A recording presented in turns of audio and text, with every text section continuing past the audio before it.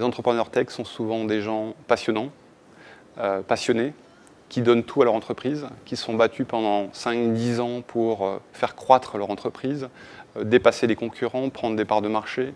Et souvent, ils s'en oublient eux-mêmes. Ils s'oublient au niveau de la gestion de leur patrimoine. Et c'est vrai que lorsqu'on les rencontre dans le cadre du programme TechShare, ils n'ont pas pensé à la fiscalité, ils n'ont pas pensé au régime matrimonial, ils n'ont pas pensé à l'expatriation.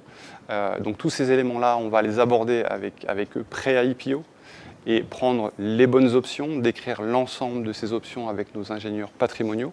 Et ensuite, ce sont eux qui vont décider où est-ce qu'ils veulent vivre, Londres, Bruxelles, Luxembourg, quel régime matrimonial.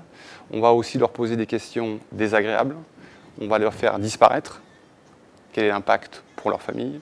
On va les faire divorcer aussi. Alors c'est parfois difficile, mais on a reçu des dirigeants qui étaient en pleurs à la banque Neuflize OBC parce qu'il y avait un divorce et qu'ils allaient perdre la moitié de leur fortune. Donc voilà, tous ces éléments-là sont abordés et pré-IPO, c'est très important de faire ça pour pouvoir caler leur patrimoine.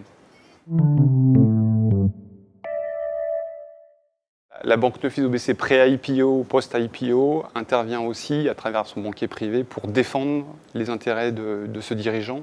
Parce qu'au moment de l'IPO, ce dirigeant va être entouré par des banquiers d'affaires, par des avocats, par des compagnies de conseil en investissement et de communication. Et donc nous, on va être là pour défendre ses intérêts, éventuellement se reluer au capital de son entreprise pré-IPO, parce que ce dirigeant a mis beaucoup d'énergie à créer son entreprise pendant 10 ans, donc il est aussi normal qu'il puisse se reluer pré-IPO et capter toute la valeur derrière de son entreprise. Ensuite, s'il y a du cash out qui va être réalisé pendant cette opération de marché, la banque Neuflize OBC va pouvoir gérer ses actifs, voire investir dans de l'immobilier, dans des œuvres d'art. Et nous avons également un département Family Office qui va pouvoir gérer l'ensemble de sa fortune une fois l'entreprise cotée en bourse.